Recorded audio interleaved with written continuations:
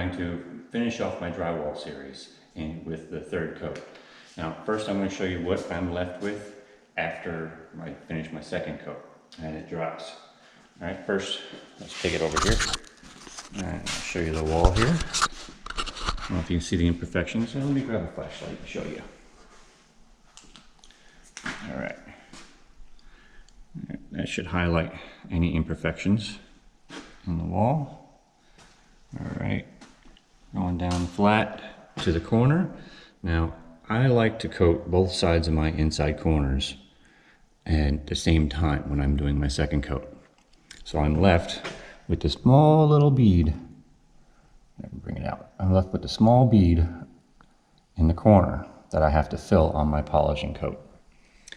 All right, take the corner all the way up and all the way down. All right, and we have this flat here. I don't know if you can see it even better that way. I side light it. These are all the imperfections that I have to take out so that I have a paintable surface. All right. Now, the tools that I use for my third coat is first I have my Gator 9-inch hand sander. It's a pole sander. Now I do everything manually. I don't like the machines because you lose control. You can take off too much material, you can damage the paper, and it just makes more work for yourself. So what I'll do is I take a 9-inch sander, I put an 80 grit sandpaper on there, so if I have to take off more material, I just put more pressure on the sander. But for the most part, I'm just skimming over top of it and not really taking a whole lot off. Now after I finish my third coat, I'll go back with 180 grit, same sander, and just clean it all up and get it ready for the painter. I don't want to leave any extra work for the painter. I try to be nice to the trades that follow me. All right, put the sander aside here. Then we have my Marshalltown hawk, my Hyde 6-inch knife, which I've cut down. If you go back and watch my first video, it will explain why I cut it down. It gives you a lot more control. All right, then we have my 14-inch Marshalltown mason stroke. And most importantly, when you're sanding, is my 3M dust mask. All right, now I'm not going to use dust mask for this little small portion here, just so you can see what has to be done. All right, so let's get to sanding. Do a little bit of sanding here and get it ready.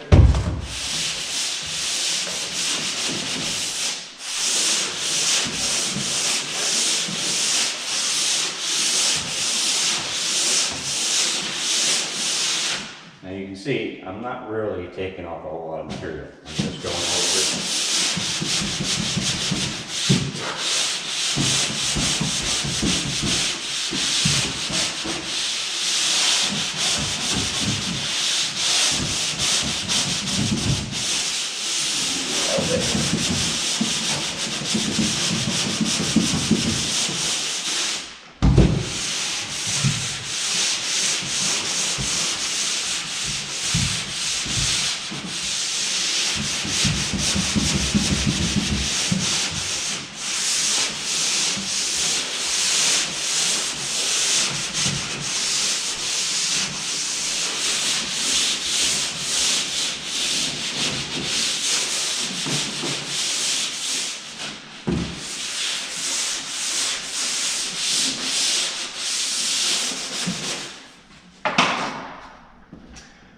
And that's it. All right, actually I'm going to do this one little spot here so you can see that. Get a good shot of the travel.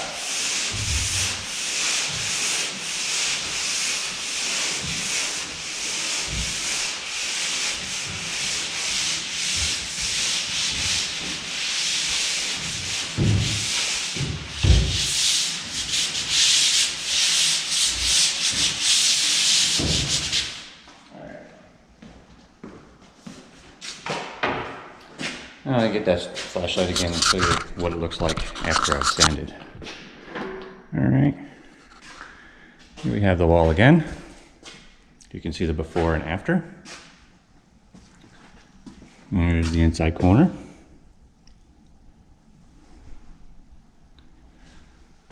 And all the way down the line.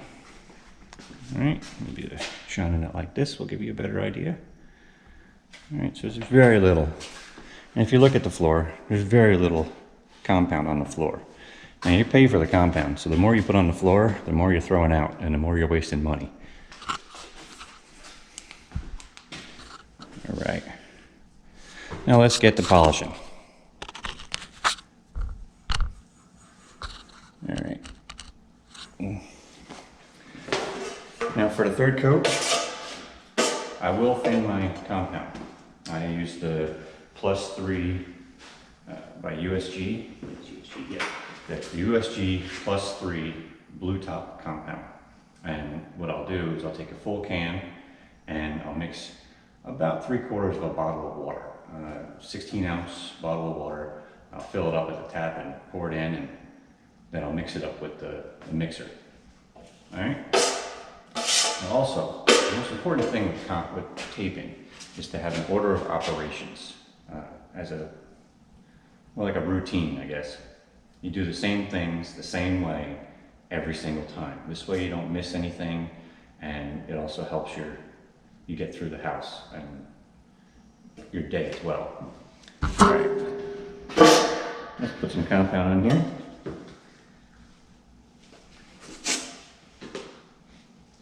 Now the reason I'll thin out the compound is because I just sanded the wall and now it has a dry compound on the wall. And now this will pick up that compound and it'll dry it out. And if you try to keep working with it, it gets very difficult to work with. I mean, you'll almost break your arm on it. All right, so we're gonna do this wall right here. This way you can see how the angles I put the knife on. All right, here we go.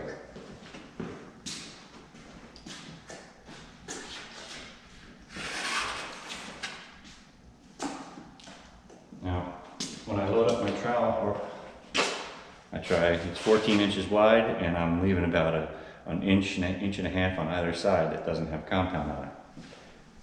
And when it hits the wall, it'll just squeeze out and cover the whole flat.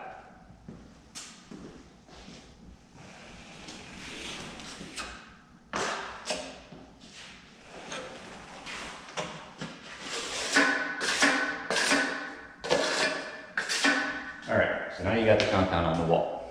How do you clean it back off? Well, here, what I'll do is you take your finger, move your hand up on the trowel, you brace it with your finger, and put all your pressure on the top of the knife. You don't want to really put anything into the center.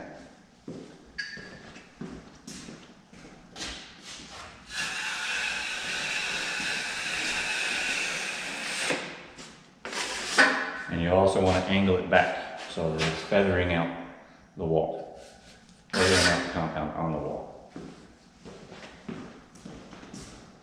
Come back, now you switch. Now you switch and you move your hand to the bottom of the knife and support it with your finger.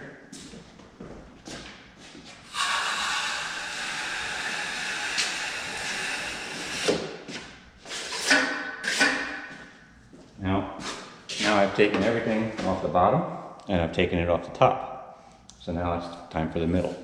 Now the goal here is to take off as much compound as possible. You really don't want to leave a whole lot on the wall.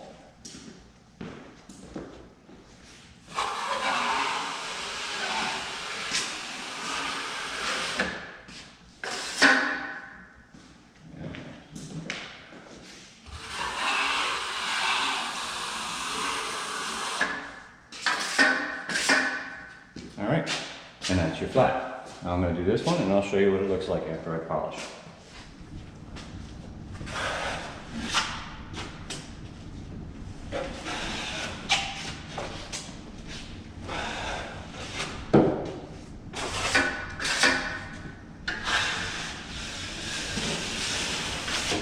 Now that one I did back now because I'm trying to get my out. I can just run right out of the wall. and I don't have to stop in the corner and leave a ridge.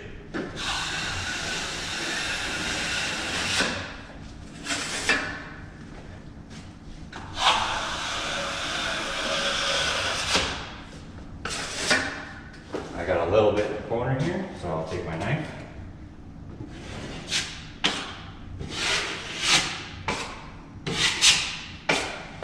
True up that corner. All right, put this down here. Let's show you what we got here. Take the flashlight again. Just put that right there. All right. Now what we have here, if you look, I'm not leaving much material on the wall. I mean, it's not thick at all. I just messed it up. I'm gonna have to fix it, but I just wanted to show you. And nowhere on the wall, it's just a fine skim coat, just filling in any of the imperfections. All right, let me fix that up, and we'll continue doing this.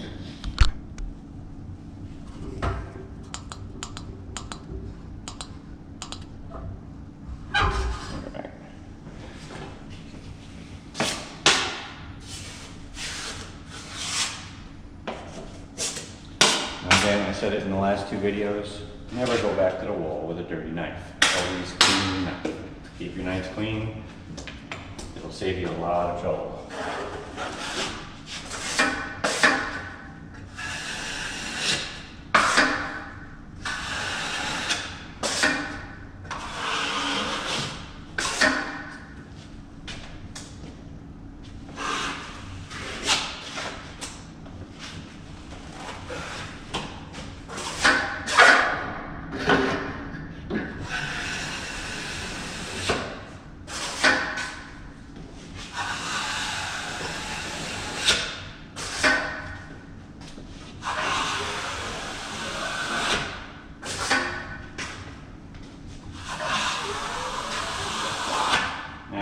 This will be awkward, learning how to use the knives and learning how to handle them, and your fingers will get tired after a while.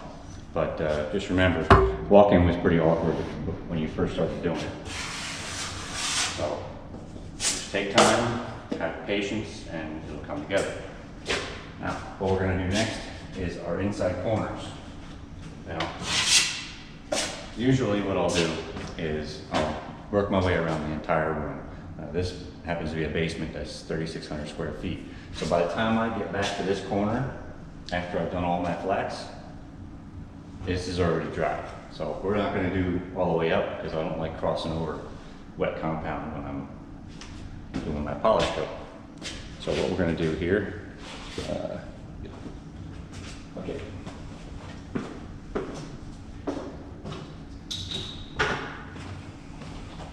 Set a bucket right here so you can see firsthand how I polish my corners.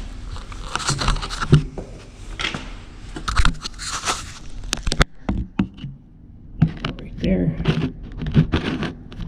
right up against the corner. All right, so there's two sides to every corner. This side I've done a smooth job on, and on my second coat, and so it needs light sanding, and I need to take care of this taper. This taper will make a bump in the paint, and you'll see that. The next side is my little bead that I have right here in this corner to take care of. So the way I polish my corners is take my 6-inch knife, we'll start right there, and fill up this whole side.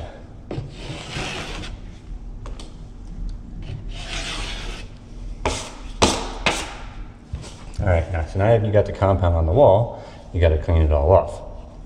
So first I'll start with my taper, put the pressure of the knife on the left side, and clean that off. That's one of the reasons why I shorten my knives. Then you have all this material up against the corner. Now using the corner, the right corner as a guide, I don't want to put a lot of pressure on it because it'll scratch the compound off. Just use it as a guide and run down the corner. Now you have this slot that ends up on the right side corner. Take the knife, put it against the wall, and just run it up. Now what that'll do is it'll give you your bead again. Then you take the knife, put it almost flat, and carry it down the corner. Gives you a nice crisp corner. Get that out of there. Gives you a nice crisp corner, and everything is coated. Now we're back to this taper over here. What I'll do, just take the knife, I'll load it up again, and I'll turn it, and I'll put my finger about center. But I'll roll the knife out. So I put it down, and then I roll the knife out. And then clean it off. You want to take all the material off. So we'll do the whole thing.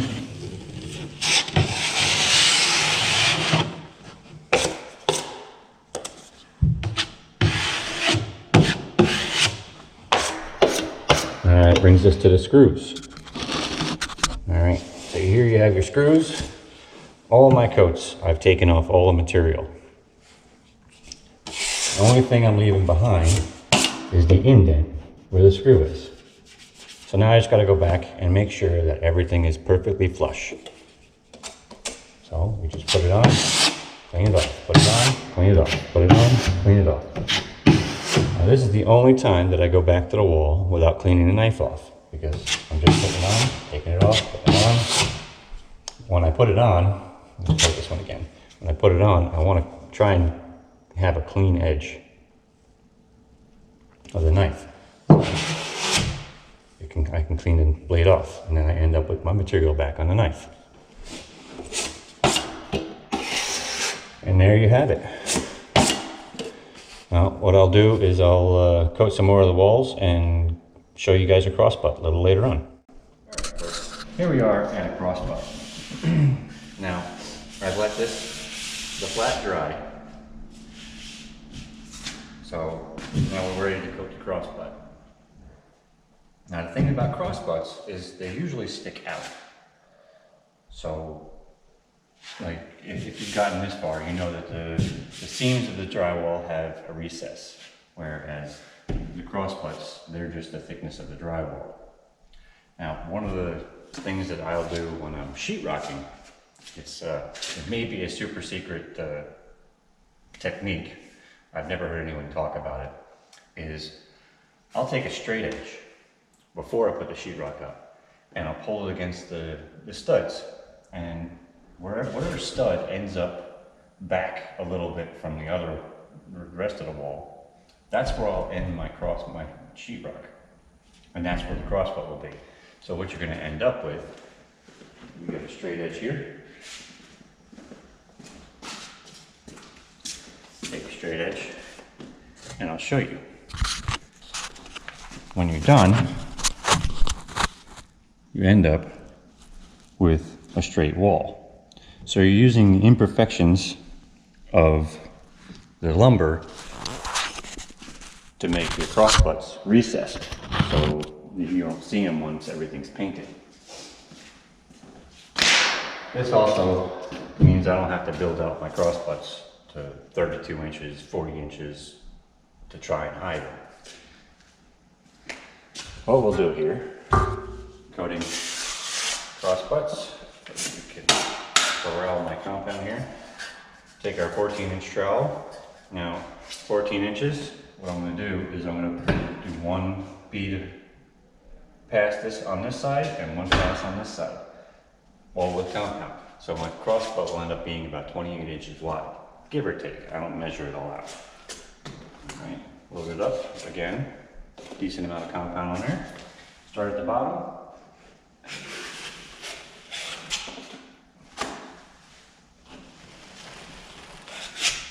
So we got the one side coated,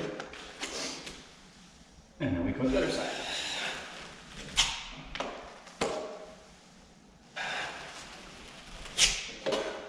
Alright. Now, the thing about crossbutts is you want to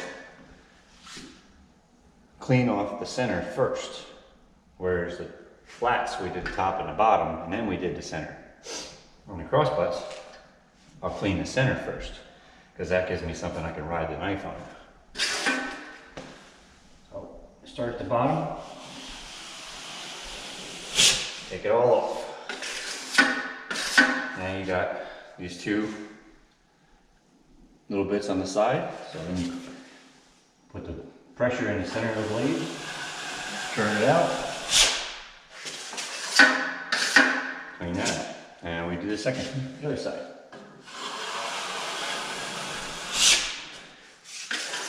And there you have it. Now your crossbutt is completely clean. And it'll be invisible once they paint it. So, I hope you've enjoyed this, my third part of the series here. And I hope it's helped you quite a bit in your endeavor, whether you're DIY or you're a contractor and you're in a bind and you need to do the drywall work. Alright, if you found this helpful in any way, hit that like button and make sure you also hit that subscribe button, because there's going to be more videos on the way. And if you have any questions, feel free to ask me in the comments. I'll reply to any questions I can answer. Alright, thank you very much. Enjoy.